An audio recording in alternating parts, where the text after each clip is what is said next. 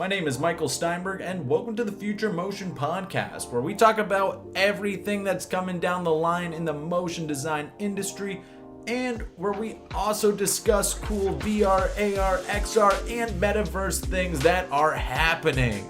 So, today we have a very special guest. It is Tokyo Megaplex, aka Chris Rutledge. I guess the aka would go the other way. Anyway, guys, I'm very excited for you guys to listen to this episode. He is a fantastic Houdini artist.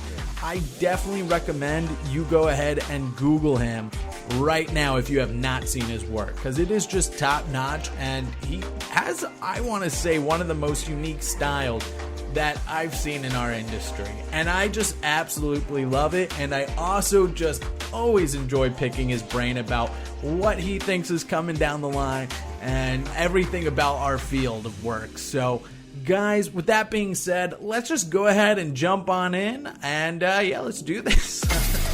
This is the Future Motion Podcast with your host, Michael Steinberg. All right, guys. Well, this is a very special and great episode. Guys, I'm here with the legendary, the one, the only, Chris Rutledge. That's right, Tokyo Megaplex. Dude, welcome, man. What's up? Thank you for having me. How you been, man? So you went, we met in New York. How and why and what's the experience been like moving to LA, right? Yeah, so we met up for the first time at one of the meetups you were hosting, which I think I probably went to like 3 of them or so before like COVID hit. But met a bunch of other cool people there too, like Alex Manrique and Ryan Patterson and a whole bunch of other awesome folks. Bunch of talented New York animator, motion graphics, Houdini, all kinds of people. I moved out to LA back in February, and I think that the reason for that was sort of my girlfriend and I were thinking like, well, do we want to move back to New York? Do we want to, I don't know, go somewhere else, or what do we want to do? And because we'd just gotten so used to like everything being remote and all that, I think we were like, well, let's change it up. We don't really have any major needs for being in New York. We'll definitely miss our friends there, but we have a lot of friends also in LA, and it would be good to change it up and try another place just so that we can like get a better sense of the two and just kind of test out as many places while we're sort of, younger and get a sense of where we kind of want to end up. So we came to LA, moved in with a couple friends here. We got a house. It's been very different, very nice to just have nice weather all the time, no humidity. Got shockingly used to that. I went back to the East Coast for a wedding recently, and it was like, oh my God, I cannot believe how much of a wimp being on the West Coast made me so fast, specifically due to like the humidity. But yeah, anyway, it's been cool, and I'm definitely not planning on going back into person in any studios anytime soon, just because I love working remotely now. Wow. But it's been great. Been loving it. Great. Well, I gotta ask you the tough question here. Which one do you like more, New York or LA? With New York being the only right answer. Well, okay. So here's what I think about New York versus LA. There's definitely pluses and minuses to both. I think that they're kind of in a funny way like the opposite of each other, insofar as New York is like such a fun city, super fun to hang out there and meet up at bars and go to Manhattan, and just as a city, it is one of the best ones that there is. However, living there kind of sucks. Living in in Brooklyn in like a tiny apartment, dealing with sort of all of that stuff, you just get way less space, sort of all that stuff. It's not as nice of a place to live, but it makes up for it by having such a fun city and all these great people that you can kind of hang out with, and that part of it I love, and not having to drive at all is amazing too. Honestly, driving really kind of sucks in LA.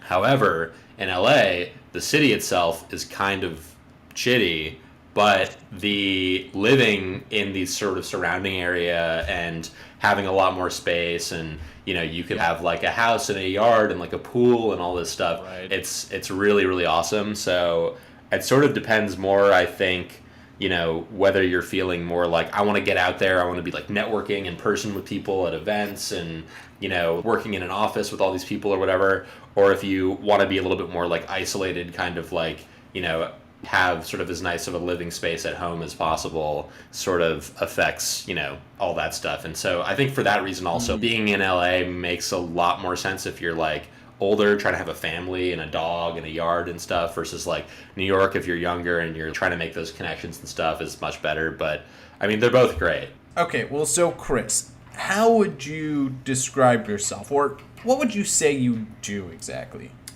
Yeah, so these days I think I would describe myself as a sort of technical, creative person who can do sort of like problem solving type stuff on jobs, as well as like kind of directing and more kind of creative stuff. And I like to, work on commercial gigs to pay my bills while freeing up myself in the time that I'm not doing that to work on my own shorts and direct little personal projects.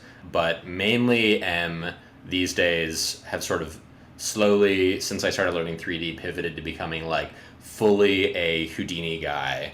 And so I'm in Houdini about 90% of the time now. I definitely mess around with, Maya, Blender, C4D, have used those a bunch for jobs and in school and things like that. And I'll dabble in them here and there, but definitely, have at this point got sort of like the most experience in Houdini, and I'm sort of doing all of my work, including my sort of character focused animation, short projects that are more personal work, all sort of in Houdini, which I think is a little bit unique. You don't see a lot of people doing that stuff in Houdini, but I'm hoping that I can kind of convince more people to be using it for that, because it's just such a great program. I'm the biggest kind of advocate for it. So Yeah, your style is definitely unique. I don't see a lot of people doing it, and I don't know if you ever do a tutorial. If you got them, I'm definitely gonna check them out, because I love I don't know. It's just kind of has this fluid motion to it, and it's a little goofy, but it's Totally. but it also has like a realism look to it a lot of times, like with Yeah. the texturing you do. So Yeah, I can talk more about that. But in the beginning, when I was learning this stuff, I considered like, well, I really like character animation. Right. But the thing about that is, if you want to get really good at character animation, you kind of got to focus on it, and you kind of got to be like a character animator. And I want to do everything. I want to do, make my own shorts. I want to be directing. I want to be lighting. I want to be modeling and designing the characters and rigging them and just sort of all this stuff. And so I ended up kind of coming up through the process of, making films in school.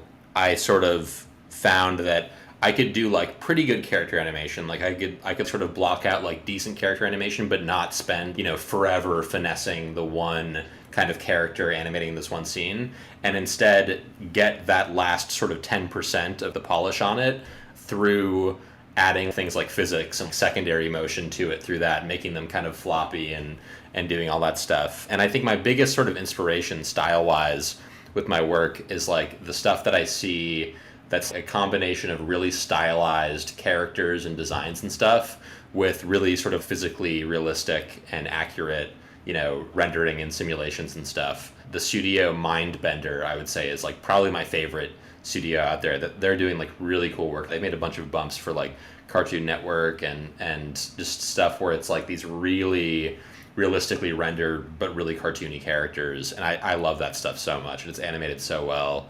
Also, Meat Department is another one. They've made some really cool shorts.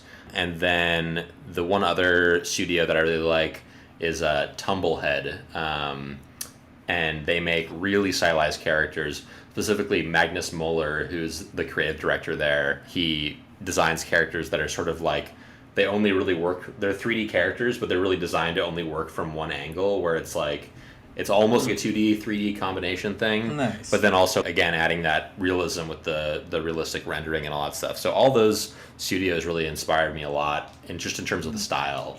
So yeah, that's wow. That's my little ramble about that. No, yeah, I definitely. I've heard of some of those studios, but I definitely want to look up the other ones you mentioned. Well, so Yeah, those are kind of like, I love that you mentioned what inspired you and what's currently inspiring you. But let's go a little deeper here. What actually got you into the field? What was like your initial thing that said, man, this is what I really want to do, and Yeah. the aha moments along the way? Yeah, I mean, well, so I would say what originally got me into animation was back in 2005-ish, 2004, when I was in like middle school. I was seeing a lot of Flash animations on the internet, and like, Newgrounds.com was a big site. Flashplayer.com, all these sites that also had like Flash games, like Miniclip and Addicting Games and stuff like that.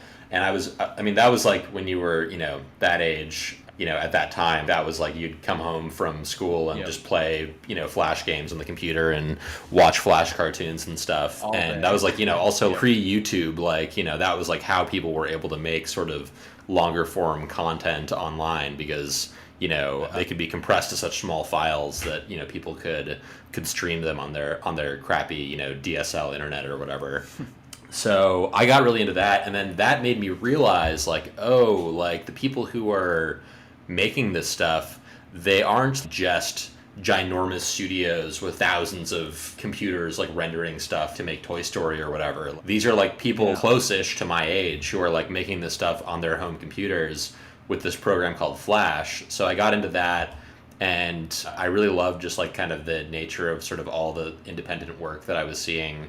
And yeah, that got me into animation. All throughout middle school, I was making Flash animations and stuff. Wow. And then in high school, I kind of pivoted more to like making a lot of music, and I still did a lot of art, but was definitely not doing that much animation stuff. But I kind of knew that I wanted to go to college for film. And I thought I wanted to kind of pivot to that from animation. And so I did that a little bit in college, and then I realized like that it wasn't really for me as much, and I really identified more with animation and stuff. And so I took some time off and like thought about like, well, what do I really want to do? And I worked like a retail job and stuff, and then I spent, I think, like a year and a half or 2 years working retail jobs, like selling computers at like the Microsoft store. And I was like, man, I really don't want to do this anymore. I really want to get back to like, learning stuff, finish college, and like make animations. And so a lot of my friends from college were moving to New York, like they were just about to graduate. And so I looked at schools in New York.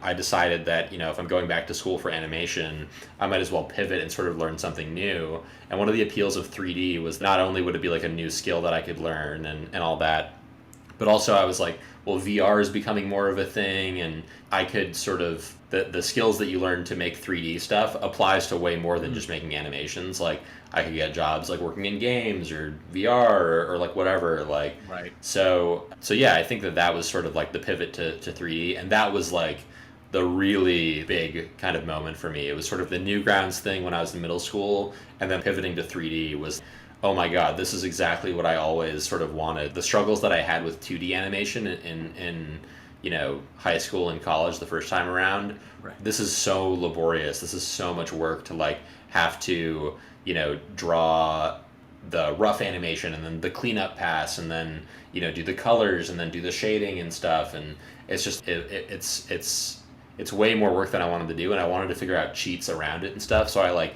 got into After Effects a little bit, and I was like, maybe this could be sort of a way I could do this without having to draw every single frame or whatever. But really, like, learning 3D was a pivotal moment of sort of figuring out, oh, this is sort of a whole new way I can approach doing animation, a whole new sort of set of tools that I can use beyond just drawing or whatever. So yeah, I think that was sort of my whole sort of trajectory that brought me here. And then at one point I ended up picking up Houdini, and that I think was the perfect sort of blend of creative tools and like technical sort of stuff combined together, because I've always been sort of like half creative, half technical, and I feel like that was the perfect kind of combination of tools at my disposal. And then that got me into coding and stuff as well, which I've been into for the past few years, and yeah, it's been a very cool journey. That's awesome. And with coding too, you implement that, if I'm correct, in Houdini? Totally. With a lot of Yeah, pretty much entirely just I'm not really doing a lot of coding outside of Houdini. I've done a little bit, like I've done a little bit of messing with C# in Unity.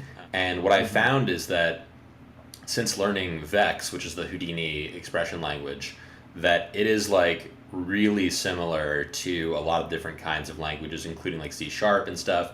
So I was able to kind of pick up C# quickly when I was doing Unity last time, and it made me just a lot less afraid of coding in general. Like, yeah, I haven't had like a huge need to learn any other languages really, just because I'm in Houdini so much of the time and Vex does so much of the stuff that I would need. Like, I feel like Python could be really useful, but it's also a lot of the time just for stuff not as exciting as the things you can do with Vex. You know, manipulating geometry and, you know, building things for simulations and just all the cool stuff you can do with Vex and Houdini.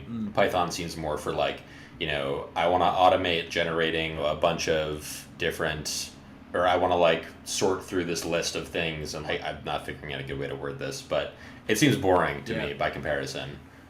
So I've had trouble learning Python for sure. And in the past I've tried to learn code stuff as well, and it's just the trouble's always like, well, what do I use this for? You know, I'm in high school and I'm like, I want to make a video game. I should learn C++. And then I'm like looking up how to learn C++, and it's like, here's how you program a database in C++. And I'm like, I don't want to do that. This is boring. How do I make a game? And now it's like, well, you just learn Unity, you know? Yeah, I've been trying to learn Unity and Unreal recently, and it's been a fun. I guess it's been a fun challenge, and I definitely agree with the coding. Like, I've taken coding classes in the past, and if it's not what you're wanting to do, it's so much harder to learn it. You know? Totally, And exactly. we had a guy on last week who was saying you shouldn't even do tutorials. Like, don't think about classes. Just look for what you want to be done, and then Google that tutorial. Like, think what's in your head. You know, I want to do this. Exactly. And then you even go through and fast forward, because the stuff, it's especially with coding, man, it can get pretty brutal pretty quick. Yeah. I agree for sure with that mentality. Generally, it's so much easier when you have a goal in mind. So Right. yeah.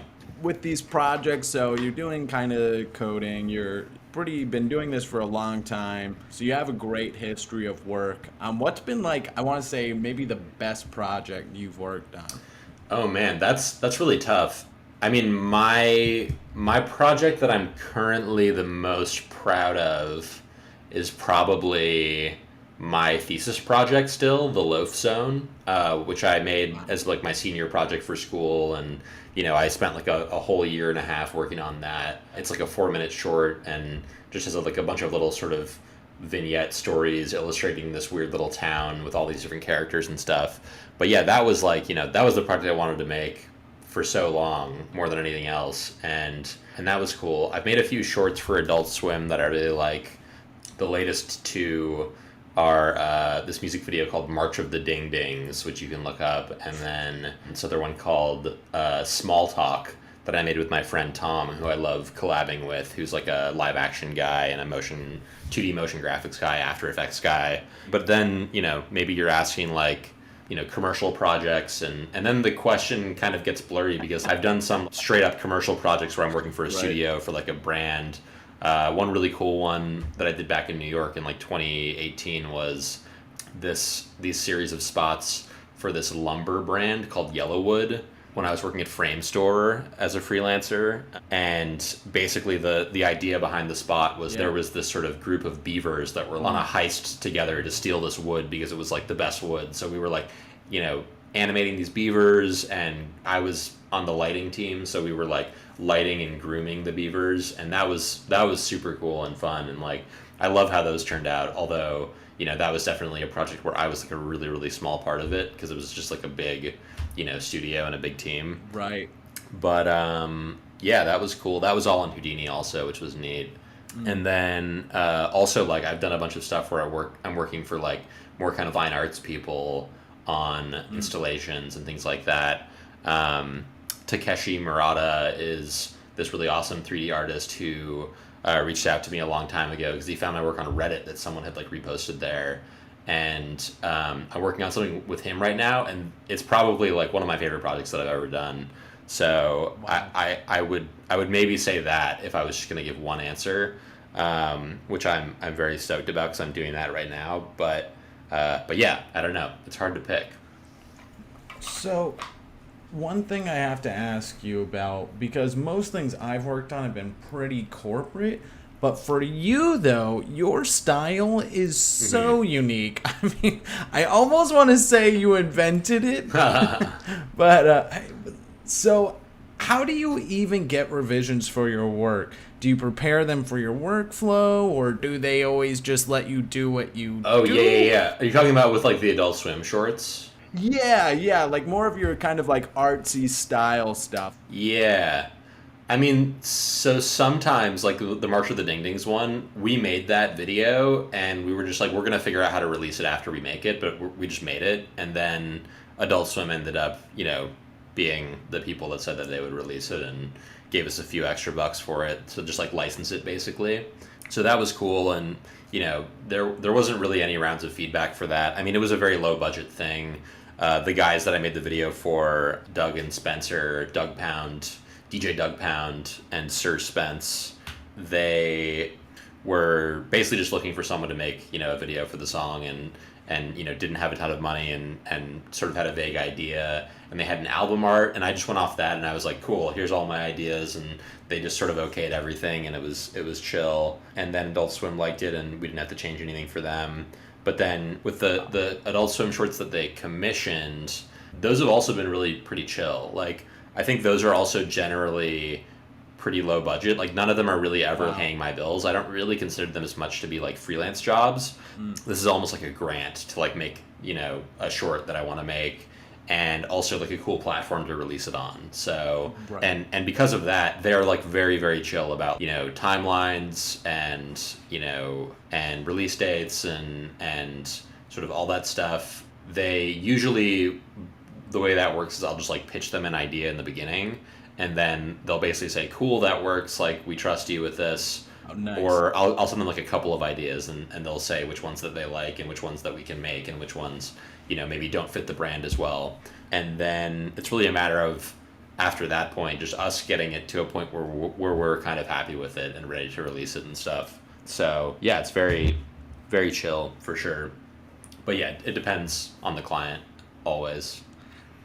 Yeah, that's good to know. Just was wondering so much about that. Like, man, I wonder if someone just came by and they were like, what is this? And you're just doing your art and your style. But I would assume that people are pretty familiar with your work as they onboard you. Yeah, definitely. Yeah, I mean, that's been sort of one of the key things for me is like, I remember when I put that reel together that you showed at the meetup, which was like the last time I did a reel, I was like, oh, this is sick that I'm making a reel, and it's like almost entirely all personal projects. There wasn't like a lot of commercial freelance gigs in there. And the cool thing about that is, of course, that it's like, well, then people want to hire me for doing that type of stuff, and then I get to do more of it, and blah, blah, blah. And I mean, it's the thing people always say of put the work on your reel that you want to do. But then, I think it also shows that I have the technical chops to be able to do a smoke sim for a toothbrush commercial or whatever if a corporate, sort of client wants to hire me for that type of job. So, yeah. I love that most of your stuff is personal, because I agree, and I've heard it before, like, you're not going to get the work you want unless you present that work. Totally. And it is very tough to like make time to do that personal work. Yeah, I don't know. I need to find some time to set aside to take a vacation. But then when I do take a vacation, I'm like, I get so antsy so soon into it. 3 days into it, I'm like, I want to be working on my stuff again. Right. It's very tricky to balance, but yeah, someday I'll figure it out. So, speaking of maybe balance or having more time and doing personal projects, I've been noticing you had VR in some of your stuff. I think I even saw you do an interview in VR, I think, where you were modeling. Can you just tell me every thought you have about it? How has it helped you? Do you feel like it speeds things up in any way? Totally. Yeah. I do think it speeds things up for sure. I think for modeling characters, it's amazing. Sculpting in VR, I mean, I got an Oculus back in the time when I was working at Frame Store in 2018 on that job, because I think I was inspired because we were using VR on that job a little bit, and it was sort of my first time getting to put on the headset, a lot and kind of get used to it. And and I was into it. And so I picked up an Oculus on the way home from work one day, and I was just blown away. I was like, oh my God, this is such an underrated experience. I feel like I get that it hasn't like caught on yet. Maybe people like think that it's overhyped because it's like it is that kind of thing where people are talking about it so much and it just hasn't caught on. But as an experience, it's really not overhyped at all, in my opinion. Like, I think it's underhyped, if anything, because you are really, for the first time, actually working in true 3D space. You know, like, you're not doing that on a computer. You're working on a 2D screen. You can move around in 3D space, but like sculpting in ZBrush is so much slower, you know, doing something that's kind of expressive and figurative and gestural than just having, you know, the clay at the tip of your fingers and being able to just, you know, create it midair and like work that way. So yeah, I've been a big advocate of it since then, and I've sort of slowly over time transitioned my overall kind of pipeline a lot. You know, there was a point where I was like, you know, sculpting my characters in ZBrush and then bringing them into Substance Painter and bringing them, you know, into Maya and then like rigging them in there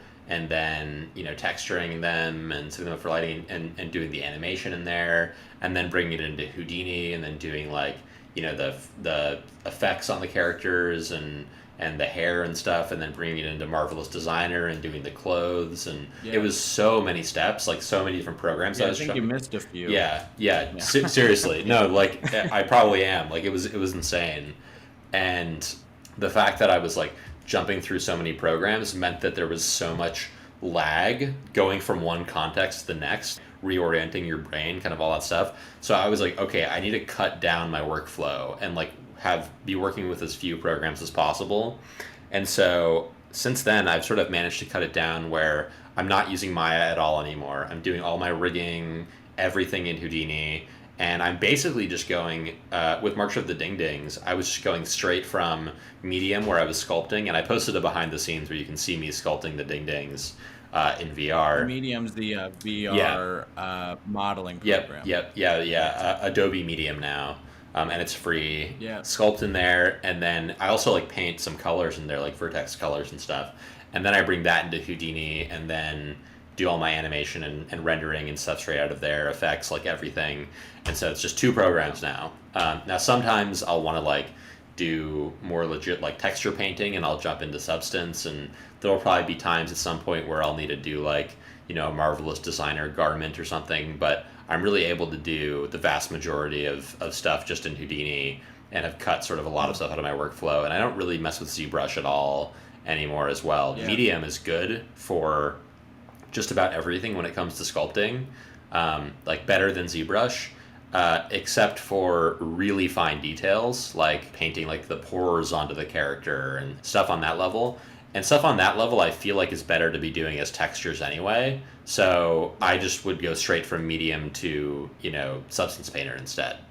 I may clean it up in Houdini first, my mesh or whatever. But yeah, so I'm a big advocate for VR for sure. I think that it's really like, you know, an amazing new sort of medium, no pun intended. Yeah, no, it was funny. I think I always go through, I think everybody goes through like complaining about Adobe, you know, but I think that's like one of the best products they have now, and it's something that probably the least used product, and it's awesome. I like even just jumped in the other day. I mean, I slowly feel my workflow getting more and more and more into VR, which has been just so fun, and it's also fun, you know. Totally. Just to say that in general, like it's so fun, yeah, and it's awesome being able to like. Well, one other app I also like for sculpting is Nomad Sculpt on my iPad, which I've been using as well. Just like it's cool to be able to sculpt on the go with that. I would strongly recommend. It's a really good app, you know, for sketching in Procreate. A lot of the times I'll like start a character by like sketching them in there, and then I can, you know, send those images to my desktop, and then I can bring those into VR and like work off of them as reference when I'm like setting up my character or whatever. And it's just the best. It's the best workflow. Yeah, it feels so good, and I love how when you scale, I think that's one of my favorite parts about working in VR is like that actual scaling part where say you want to work on a tooth, you know, you just scale up the model and it's like the size of a building. Totally. Like you're working on a tooth as Yeah, you if, can do you know, details like so well you're that working way. on Mount Rushmore, Yeah. you know, and it's like that big and you know, again, maybe not great for like doing detail because it is a lot and you can't do like these wide strokes with, and it doesn't have a lot of detailing tools yet, but it's just so fun and great. Totally, you know? totally. So with 3D being where it is, have you done anything like VR chat or any other applications in VR? Like, where do you think the world of VR and AR is Yeah. going? And yeah, I have a lot of friends who do stop motion, and I think that you're gonna basically have all the tools to make like a stop motion animated film and more in VR. So you're gonna have beyond just sculpting, you're gonna be able to have, you know, frames and like in Quill you kind of already have this and stuff, but I think beyond that there's gonna be more advanced kind of like character rigging and you know texture painting with UVs and all that stuff. Like I would expect like, you know, Substance Painter, you know, I feel like, I mean, I think Blender, they're making some VR sort of compatibility and stuff. There's so much. So I feel like, yeah, that is definitely the clear kind of endpoint for all this stuff is like just getting, you know, the majority of the pipeline into VR. Nice. But yeah, I think that stuff is definitely a game changer and we'll be evolving a lot more and we'll start to maybe compete more with proper 3D apps, especially ones that don't create their own VR components. I would bet that all of the apps, you know, Maya, Houdini, C4D, Blender will all, you know, over the next 5 years at least, have some pretty solid VR integration where you can do lots of work in them in actual 3D space. yeah. I'm like, yeah, I think VR is just, there's so many fun things. Like being with people in VR too just feels so much more real and it feels like they're there. Totally. You know? And it's such a crazy cool experience. And even I just want to also say with the modeling, what's nice too and why I agree with you that a lot of programs will probably start like adding these features is because when you look at the screen in front of you, it's small. Like it's actually small. Like look at the X icon. Like it is tiny. Like everything is tiny. These icons are tiny. Totally. Right? And then when you go into VR, it's, I mean, the real estate space, it's free real estate. it's yo, there's so much to add everywhere. Like, and it's just, and it makes the workflow better. I mean, it's not one screen. You now have like 100,000 screens, you know? I mean, it's unlimited screens, you know? And even the depth of a tool could be like, there's a tool here, and then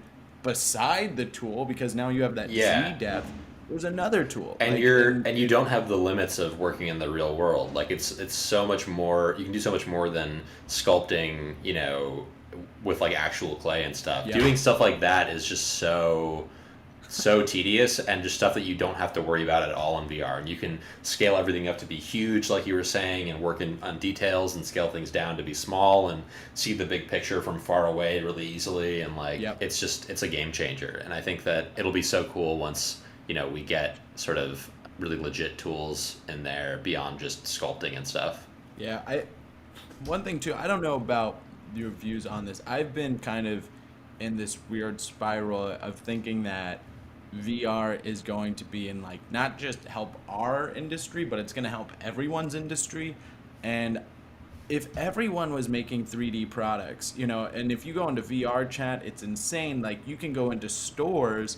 Now they don't have like the whole buying things yet, but you're talking to experts in the field live while they're showing you your product in virtual reality. And it's so much more efficient than hitting up 80 of your friends and getting mixed responses and like not knowing what it looks like and Googling. It's like an expert you're talking to instantly while looking at the product. And you're jumping into this world where the branding of the world is not a JPEG, like a landing page, like Best Buy that's white. You're in a full-on branded store And it's Totally. awesome. I just kind of been thinking to myself, like, if everybody jumps to this, including Mark Zuckerberg recently with his whole metaverse, there's not going to be enough 3D modelers. Like, there's not going to be enough 3D artists. Totally. Holy crap, you know? Yeah, it's definitely there's so much potential, and I think that like the people who are into it are like really getting an amazing sort of taste of what's to come, and it's just like by the end of the decade, I feel like it's going to be just insane. Yeah, I think, you know, with the 3D stuff, it's, I don't know, I'm just really excited, and I do think it's going to take a long time because, you know, a lot of the older generation, it's hard to kind of grasp on, and I think it's really going to be the younger generation that catapults it. And I even listened to a really funny thing too about why it might be hard to catch on. They were just talking about how even do we like pushing big buttons in virtual reality or tiny buttons, and when you click, do we like them to fade away? It's like a whole new type of user interface and design. It's like a whole new field of design that's psychological that we haven't even unlocked. Do we like things when they go in increments, like ting ting ting, or like a smooth slide bar? Totally, you know? totally. It's so fascinating. I'm really excited to see where the field goes. Yeah, it'll be really cool to see how more of that stuff gets solved, and yeah, I think it'll be way crazier from here.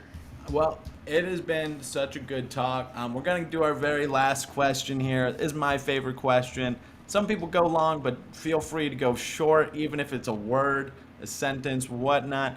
But what is, for anybody in the industry, like your favorite little pocket advice that you could share with everyone? Ooh, that's a really tough question. Yeah. I don't want to be too cliche, but get out there and learn some new stuff and trust that you can figure it out, and don't be intimidated. Like, if I had listened to people who told me in the beginning that like Houdini was like the hardest program ever to learn or whatever, and like avoided it because of that, you know, I would be so much worse off today than I ended up being. And I feel like it's a much easier program than people really gave it credit for, and it had this sort of undeserving reputation, and part of that was warranted at the time. A while ago it was harder for sure. Part of it also, I think, comes from the fact that people were like, oh, I'm going to use Houdini to, like, you know, do this ocean simulation with like a whale like splashing out of the water for this one shot that I need. Yeah, well, if you're going into Houdini for the first time to do something like that, which is like the hardest thing you could ever do, like, yeah, you're going to think the program's really hard. But if you just get in there and try to learn it, and you have the mentality of approaching it as, you know, a program that many people have learned, many people who are, you know, less motivated and less smart than you are, like, you will be able to figure it out. I promise you'll be able to figure it out, and it's really worth spending your time kind of sinking into that stuff, and you'd be surprised, I think, how quickly you can go from not knowing a piece of software or a workflow or whatever at all to getting paid to do that thing. You know, the turnaround can be really quick.